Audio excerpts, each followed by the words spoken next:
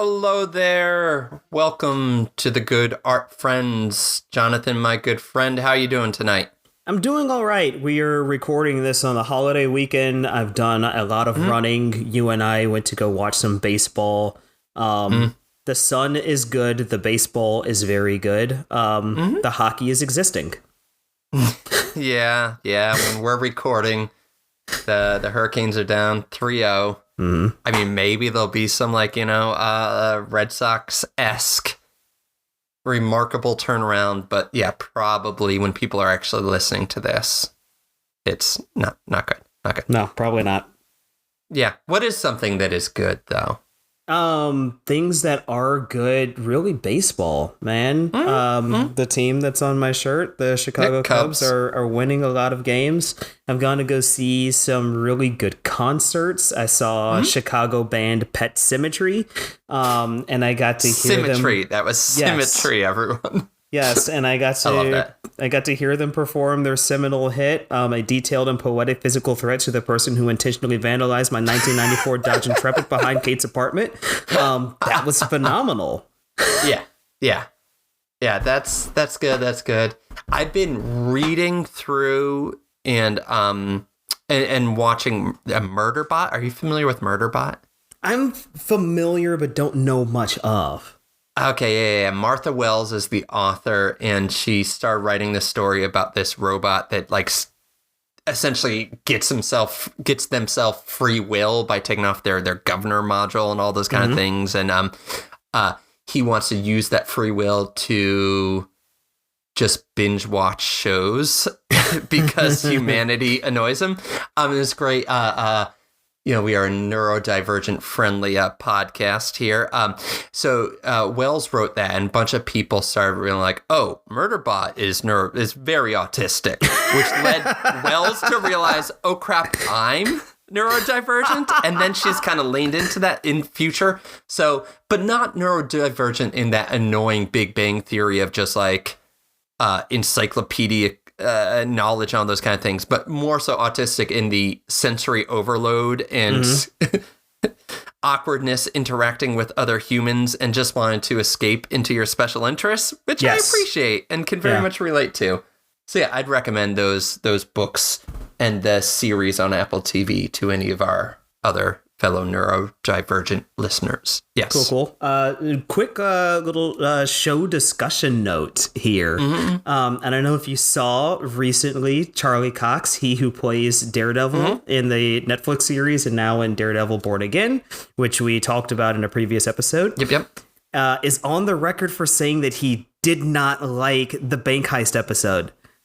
Yeah, so I read, with that said, he did say afterwards, but a lot of people did, so, but, it was, there's times in which that season was a little discordant, and the episode definitely did stand out, but I like a good bottle episode where it's like, forget all that stuff. His rationale for it is fair, and the fact of, I don't think that this would happen in 2025. And it's like, this feels also like a very 1970s script. I'm like, yeah, I completely get that. Which is why I appreciate it. Yeah. Also good is Miyazaki. And we're down to our last two movies. Porco Rosso.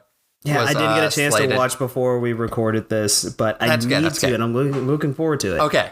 I'll give then, because we don't go into spoilers for the Miyazaki minute anyways, but, so, here, I'm just going to read you the description that popped up on Max, which was once HBO Max and will be once again HBO Max. Yes, time is a flat circle. Yeah.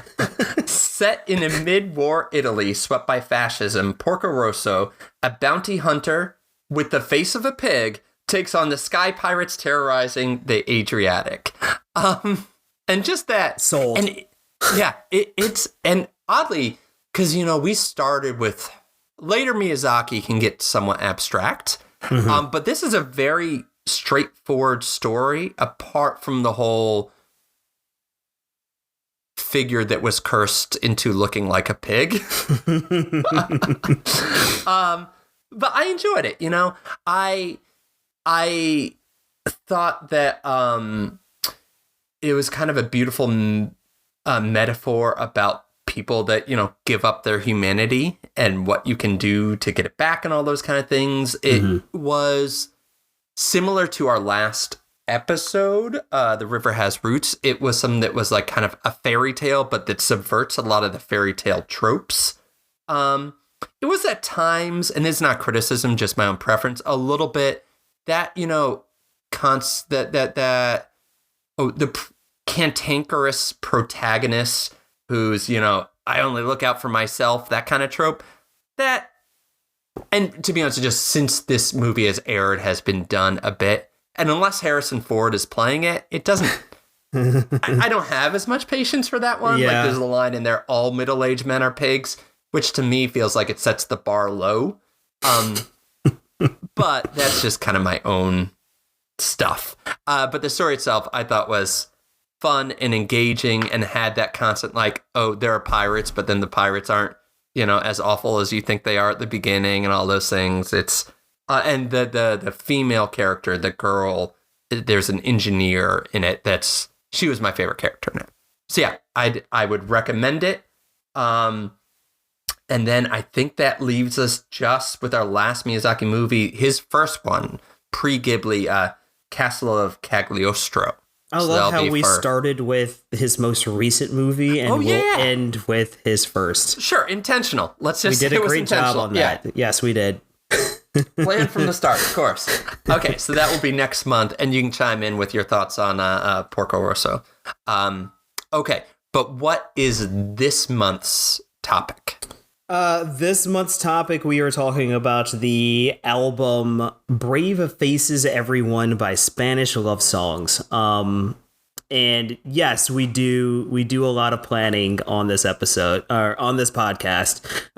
We plan our episodes probably a couple months in advance. So this would go back into probably March, April. Yes. Given that, and it was just me looking around at the general state of progress within our own country, which is the United States of America, and looking at the general progress of war and geopolitical relations around the world.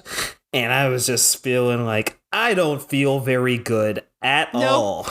No. And that is when I pitched to you. I'm like, hey, we should do this episode. And it's shaping up to that's going to be once again another sad song summer episode. My favorite kind of summer. Yeah. So we're just going to lean into it. Okay. And so this is one of those episodes. And we didn't talk about it, but last month was not. Typically, the episodes are one of us loves a thing, and then we introduce it to the other one. Last month, we both went in blind, and thankfully, which was very exciting. Loved it. Yeah, it was. All right, so this is one of those where you love this. I'm not really familiar. I think you'll send me songs from time to time, so I'm sure I've listened to a song or two off of it. But never start to finish. So yeah, what do I and other listeners that are less acquainted with this album, what should we know going in? All right, so I'm gonna keep this high level. Okay. But I will say, with 100% earnesty, that this album, along with good friends like you, Steven, friend of the podcast, who represented this album to me. My friend Linda, who loaned me The River Has Roots so I could read it. Her partner Aaron. This album really did help to save my life in 2023. So therefore, I have a very, very strong relationship with this album. I love it a lot. I am very grateful for it. This album came out March 2020. Which is incredible timing, right? Yeah. So let me dive in to talking about this album, right? There are emo albums. This is an emo album. Let's lay that out there. There are emo albums that are about personal problems I Thought You Didn't Even Like Leaving by Prince Daddy and the Hyena. Yep. Right? Did I do anything to make you mad? If you leave now, what if you don't come back? Right? Yeah. Relatable, but those are personal problems, right?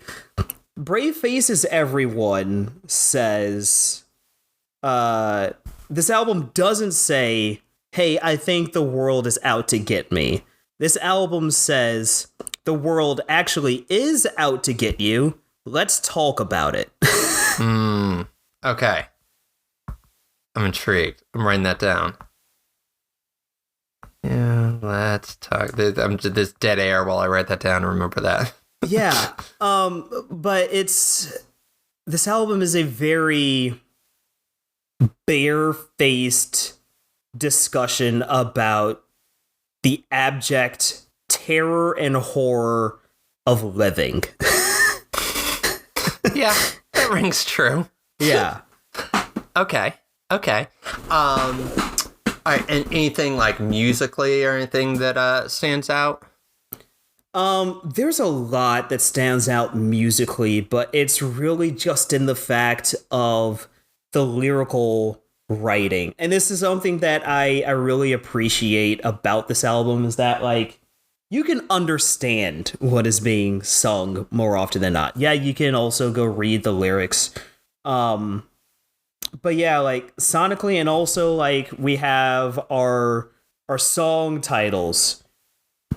Right, so I'm gonna bring up the album right now, and there we go. So we have the second title of the second track on the album, Self-Destruction, in parentheses, as a sensible career choice. And then later on in the album, we get Optimism, in parentheses, as a radical life choice. And sandwiched between Optimism before it is Losers, and after that is Losers 2. Right? Yeah, and there's a lot that goes in it sonically. I really love that this is Spanish Love Songs is a 5-piece outfit that includes a piano, like that is a keyboard is part of the composition. Nice. And yeah, it just, every single track in here has a single standout moment.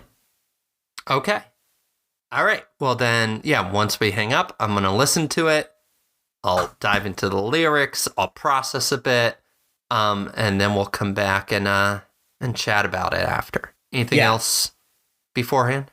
Before we get into it, one thing that I will point out is that this album does talk about ideations of self-harm and drug use. So it's just like, it's one of those things where it's just like, if you're not in a headspace to listen to this album, go ahead and just give it a pause until you are willing to talk about it or listen to it.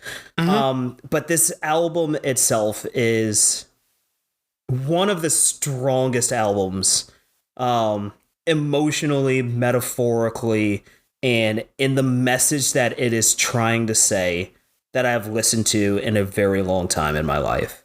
Okay. That's a great way to, I think, lead us into the break. Okay, so we'll come back and we'll talk about Brave Faces Everyone by Spanish Love Songs. All right, and we're back. Brave Faces Everyone by Spanish Love Songs. All right, Jonathan, where should we begin? Let's start here. Between the release of our last episode and now, how many times do you think I've listened to this album? Oh, do you have the number, or are we just ballparking? I kept track, yes. Oh, like 6. 7. Oh, I was quite close. You were quite close, yeah. Yeah, I don't know if I was quite that. I listened start to finish a number of times, and it's a nice compact album too. Do you recall how long? Let me pull it up. 40? Yeah, it's 45 or something. I don't even think it's 40. It's maybe like a tight 36-ish. Let's see. I like it. 40. It is 40. Okay. Yeah, that's a bit. Actually, though, I wouldn't mind starting with a question of, I'm curious when the first time you listened to this album was. So I was introduced to this album, about August or September of 2023, when I was in the worst place in my life. All right, that's interesting because, stepping back, this was released, I believe, February of 2020, which was when the world was about to enter into the worst. The world ended, yeah. Yeah,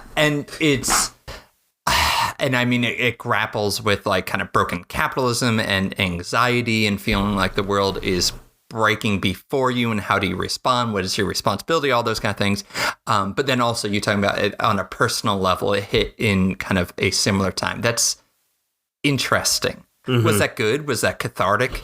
Or was that just kind of like at the end of the first song, Routine Pain? Was that just like, let me see how low I can go? No, it was really cathartic because it was a point in my life where I was having a really hard time and just trying to find a way to go forward, and listening to it, I got to Kick, which is, I think, my favorite song on the album. Okay. And that was a big like catalyst point for me. And then just plowing through this album, getting to Brave Faces Everyone. Like, this is an album that I usually like will get pretty emotional about and probably will shed some tears to every time I listen to it. With any points in particular? Really the closing track is the one that always gets to me, and we'll get there when we get there. Yeah, okay. Because Kick is what the fourth track.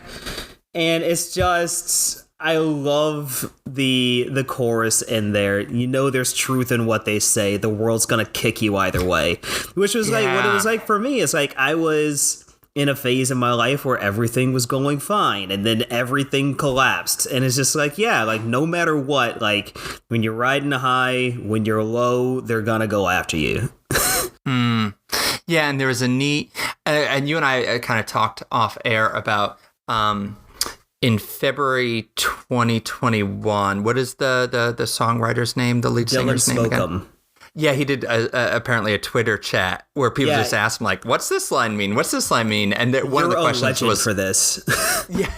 and it's talking about, that line was meant to be like kick you while you're down, but also it had this dual meaning, unintended at the time, but he appreciated it, of like kick the habit, as in like the world kicks you out, like, we're done. You're just a disease to me, and now you're out, which that line works on both those tracks quite well. Yeah, and I love the way that he works his songwriting. There's a lot of self-referential things in there to either earlier songs from older albums or songs on the same album, which I'll bring up here at some point. But I love Brave Faces, Everyone. Yeah, there's that. There's a really cool point, but yeah, we'll get there. Yeah, and then also just the contradictory interpolation of the choruses in Kick, right? There's keep your head up if you're not okay. In the first and last chorus. The second chorus, just keep your head down and you'll be okay, right? And it's just the thought that is put into how these words are put together is great and incredible. Yeah, and that's what my notes for this month are, just kind of all these great lines, and it is very witty, but it never pulled me out of the songs. It never felt like that. Sometimes you'll hear a lot. It never felt like he was trying to be witty, like it was, hey, everybody look at me. It all kind of fit in seamlessly. Just a couple times each song, there'd be a line, you'd be like, ooh, that's good. It's not just for scoring points. Yes, that's a good way to put it. Yeah. So Kick, that's a good one. Do you have a guess what my favorite song is? For lyrics, at least. Yeah, so I'm gonna try to tap into Professor X here. Beachfront Property. No, that is a good one. I have that same itch of just like, you could live anywhere and just thinking of all that. I really liked Losers 2. Just that, don't you know you were born to die poor, man? You know, and that one just, I felt like that one hit just the systematic issues. Which goes into, I think, the closing lines of Brave Faces Everyone when we get there. But I think it just kind of described it really well, talking about just kind of broken capitalism and the rich getting richer off the poor and all the ways in which it is a rigged game. And I loved it. And just, it was just melodic as hell, especially when that chorus kicks in. It's great. It's a beautiful song. They'll say that these are our exciting days, at least until they ask our age. It's so true. Since we're in this part of the album, I feel like you get to Beachfront Property, where the album is really building in the way of just like what it feels like to exist in the moment, and then you get to the tail end of Beachfront Property. I'm tired anyway, what the hell do I care? And then from that point on, it's really the resistance part of the album. So you get to Losers, the first one, which I love the tail end of the bridge. We're mediocre, we're losers forever, which I'm 33, about to be 34, squarely in the millennial cohort, which is what we've kind of gotten beat over our head over the last 20-ish years. Go to college, get a degree, everything's gonna be fine. Looking at Losers 2, keep ignoring facts, right? All we needed was to graduate. Then it's just like, all right, well, we're doing all of these things and we're in a recession and everything's getting more expensive. Okay, well, you need to try harder. Stop eating avocado toast. Don't get coffee every day. You're just not trying hard enough. And it's just like, what else are we supposed to do right now? And this made me think of, there's a phrase, I forget where I read about it first, but cruel optimism. This idea that like it's incumbent upon the individual to fix climate change and all these kind of things there. And it's, if the world's falling apart, it's because I didn't recycle properly, or because I didn't buy an electric car, because I took a plane or something like that. If I have an unhealthy relationship with my phone or with certain foods or something, that's on me for a lack of willpower and all these kind of things there. And that's not to say that you shouldn't have, a fruitful relationship with the people and the things in the world around us, but that these are systematic issues that need to be primarily addressed at a systematic level, because there's no amount of, recycling that I can do that compares to like the oil spills in the Gulf and all those kind of things there, and even just in terms of relationships, like you said, this album's about empathy, just that the tensions between people of different backgrounds and ideologies, that like, oh, that's a lack of grace or cruelty there, when it's no, the systems are set up to get these kind of results. I think this album grapples with this in a way that feels self-deprecating at times, but I love how it gets to the point where towards the end, we were never broken, life's just very long, brave faces everyone, and so that is real. It's so real. I love where it lands there. So you're talking about climate change, which is a big talking point on this album. Very jokingly, I found it interesting that he ascribes to the Jonas Brothers theory on apocalypse.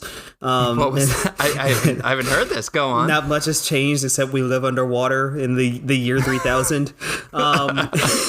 Into which, my nihilistic mind has always been kind of like, I always thought that everything would just burn first. But yeah, it's always, I love the imagery of similarly we talked about, I think is in Optimism as a Radical Life Choice. Where he was talking about how he was like visiting family in Arizona. And I'm hiding in the desert, but I taste the ocean in my snot. Yeah, that. And we talked about how we don't know quite what it means, but it definitely means something. The other lines from that one that we chatted about beforehand was the can't even have my coffee without exploiting someone or making another millionaire or billionaire. What would it take to be happy? I'd probably start with their money. With their money. Yes. I love that. That's wonderful. Oh man, there's so many just great one-liners in each song. Going back to Beachfront Property, because I had a feeling that was gonna be your favorite pull-out line from the album. Because and the line in question is, so it's the end of days and you're still pissing in the wind. Don't believe in God. Figured you'd be a better player than this. Down there. Yeah. And it's like, for me, if I had a more tenuous grasp on my faith, I might have broken it. And it's funny too because you said there's so routine pain. There's a line that I initially misheard that I think ties back to that in terms of how I was hearing it, where I love. And actually, let me take a step back, because musically, I find routine pain to be just like perfect from start to finish. It starts with that D chord, I think it is, and it's like wobbling and reverberating. I don't know if it's on a synth or something like that, but it just feels like anxiety. And then that opening line, on any given day, I'm a 6 of 10, which one is a great line, but then you learn that it's about his friend Scott Hutchinson from Frightened Rabbit, who struggled with depression and eventually passed away in 2018. And that was something that he used to say, which just kind of hits. Just one quick insert here about this. Like I always mention, like whenever I think about Frightened Rabbit, I get really sad because of that. Because I always wake up in the morning and I listen to the local NPR. It's like the BBC NewsHour. And I remember the day that I woke up and they reported that he was missing, and that was a day. Yeah, and this kind of hits that, and then you get some like kind of subtle strumming through that first kind of pre-chorus, but then you get the bar chords just hitting and like a gut punch with the line, so let me ruin my guts tonight. That kind of like just leaning into it. But when I first heard it, I thought it was so let me ruin my gods tonight, as in this kind of, tenuous grasp on your meaning and this existential approach to like there is order, there is reason, all those kind of things there. And that's not actually what he's saying. I don't think that's intended, but as art is for the viewer, the listener as well. It kind of works for me there too. When I do find myself spinning, it throws some of those questions of meaning and order and all that. Oh, and then the drums kick in like an anxious heartbeat. And that song, it's beautiful in that song. It's fantastic. And then how it fades into the next song with the question of how much lower we can go as this kind of thesis for the whole album of just the world feels broken and you're staring out into that abyss and you're like, maybe I just lean over a little bit further and further and further until really that last few lines in Brave Faces Everyone. The narrative arc, I find is wonderful. That actually leads into my own thesis statement on this album. And also, I just want to point out on Routine Pain, it's just like really understanding what you're in for is when he shouts out the line, and I'm so sick of saying sorry when I cry. It's like, oh yeah, this is what you're in for in this album. I love that line so much because I've been there and I know what that's like. But yeah, so you get all of this that gets built up in this album, and give me one quick moment because I have the lyrics of Brave Faces pulled up here, and I just want to make sure that I get them correct in Routine Pain. But those questions that are asked at the tail end of the song: am I gonna be this down forever? Am I gonna be this dumb forever? Am I gonna be this gone forever? Am I gonna be this numb forever? And like those are questions that we have at different points in our lives, and over the course of the album, there's different anthemic statements that are shouted out in each of these songs, and they're all questions about how do I deal with this? How am I supposed to go forward in this time? And then you finally get to the tail end of the song, tail end of the album. Before we get there, touching on generation loss. First verse, this world is short on empathy. You just got out of your parents' place. And then at the tail end of Brave Faces Everyone, you get the statement of like, these are the cards. This is what you've been dealt with. This world has no empathy. You'll never find your own place. And if nothing gets better, it's as bad as it seems. What can't we say? Screw it. It's not what we need. And from that moment, you get, as it said in there, every single chorus of this album being played back at the same time. I love that breakdown, and that's so creative musically and sonically, and it kind of pops in, and all those refrains, and they play with it where it kind of fades and some bubble to the forefront, and then kind of fades back, so they're layered on top of each other, like these refrains do hit you when you are feeling down and frustrated and spiraling out. Yeah, you know. But for it to then come out of that with, I'm sick of yelling at strangers, and you don't want to feel this forever.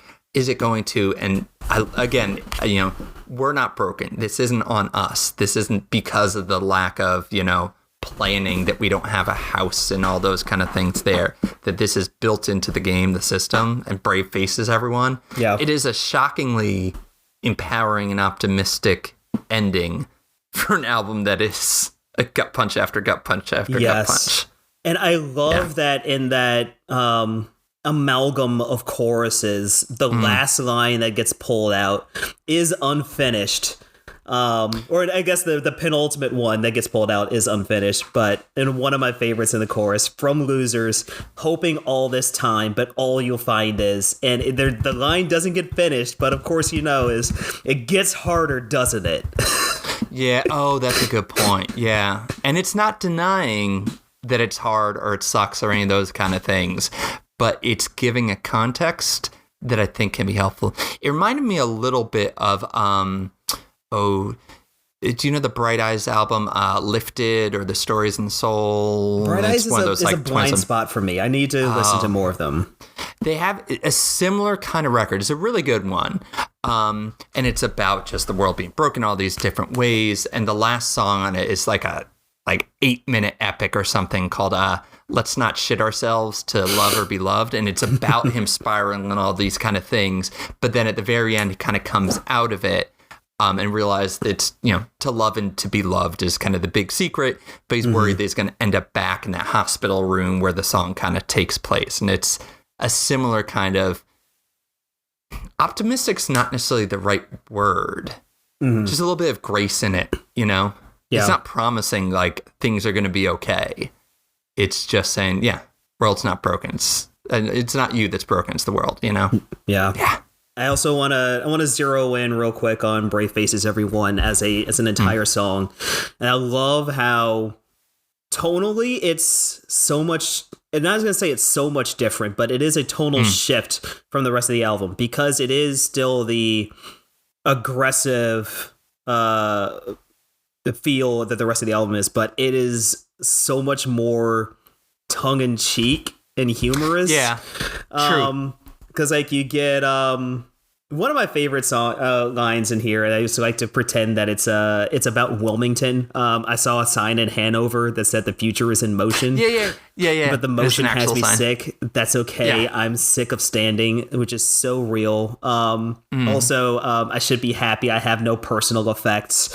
And yeah, it's just, you get all of this and, but if I burn this place down, we'd have some heat. At least I'm seeing things more positively, because I swear to God, I'm an optimist. Yeah. Oh, that was good. And my understanding from, they did a interview with the rodeo. We'll drop these interviews, probably not the Twitter thread because, Twitter.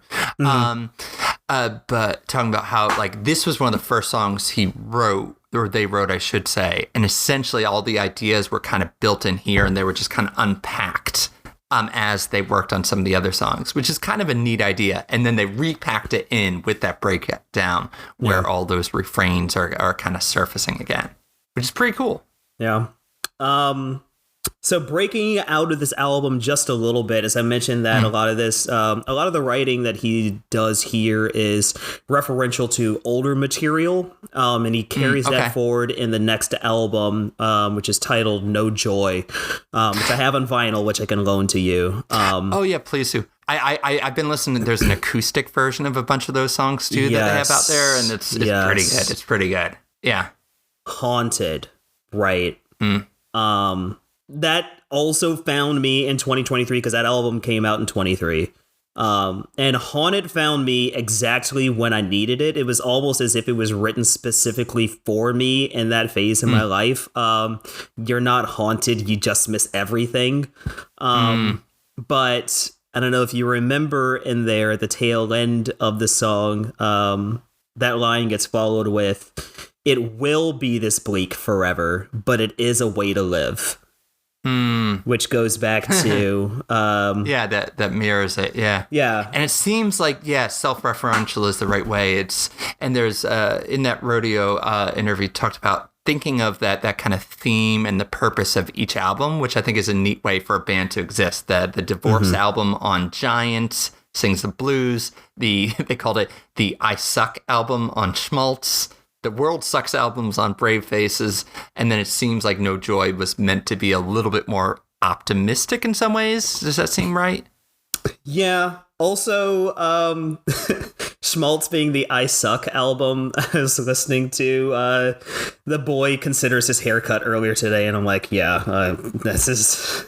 The Boy Considers His Haircut. Yeah, it's a mood. It's a full mood. Yeah. But also on No Joy, I think my favorite song on No Joy is Clean Up Crew. That's the one I've been listened to a few times. Yeah, the acoustic one in particular I really like. Yeah, and it's also not to make an overly layered reference here.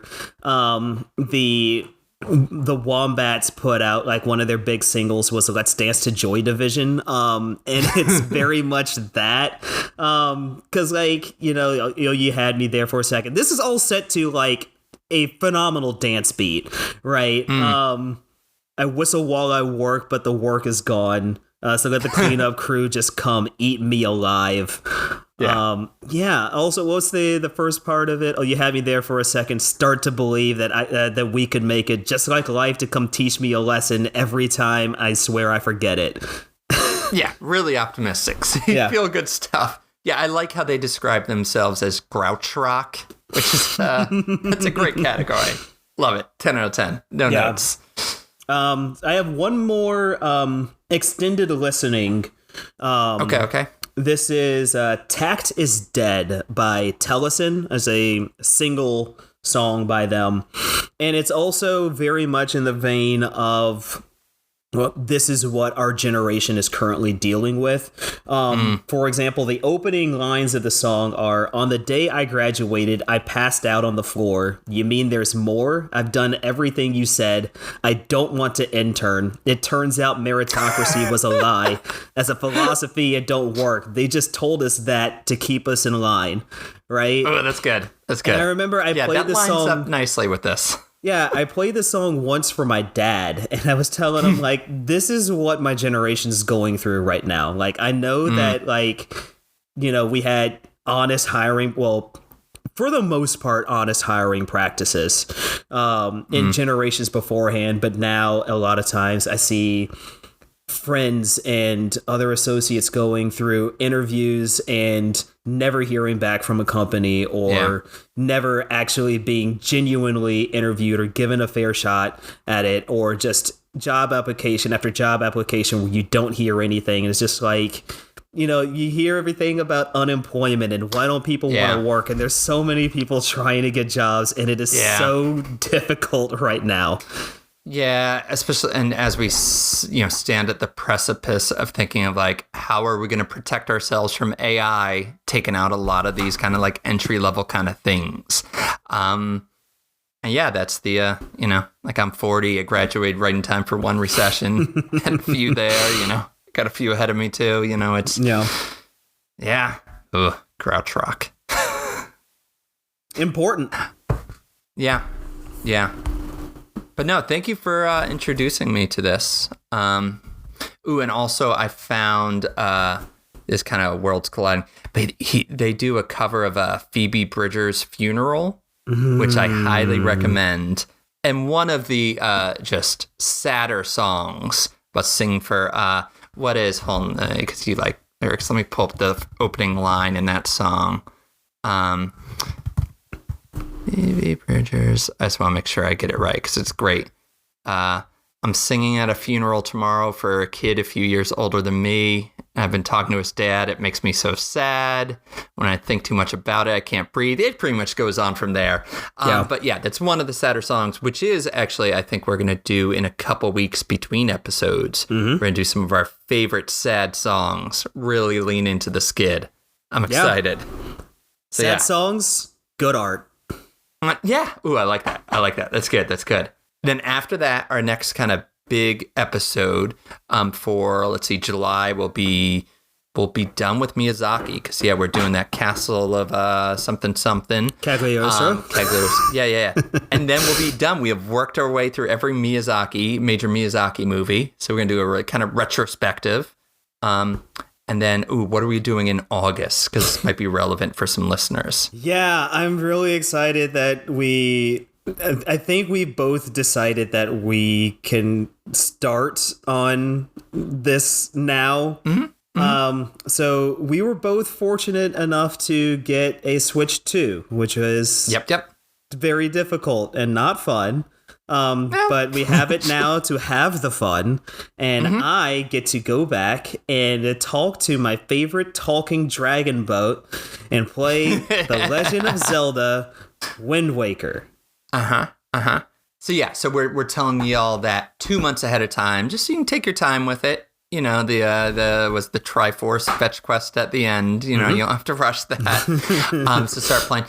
Invert the camera controls. I'm just going to say that if you're playing on the Switch, because it gets very counterintuitive trying to think of doing it otherwise. But yeah. So yeah, July, Miyazaki, August, Wind Waker, and some episodes dropped in, like sad songs. We might do some awards in July, all that kind of stuff. I'm going to spend much time picking up pigs. You got to sneak up on them. Get the feed. I did start. Yeah, I'm a little bit in. There is some pig picking, yeah. All right. Any other thoughts about Brave Faces, everyone, or any of this stuff? Yeah, shout out to friend of the program, Steven, for introducing this album to me back in 2023. Very happy to have been able to have talked about it today with you, Spencer. Yeah. Jonathan, my good friend, it was a pleasure talking about good/sad art with you this month. All right, take care. See ya.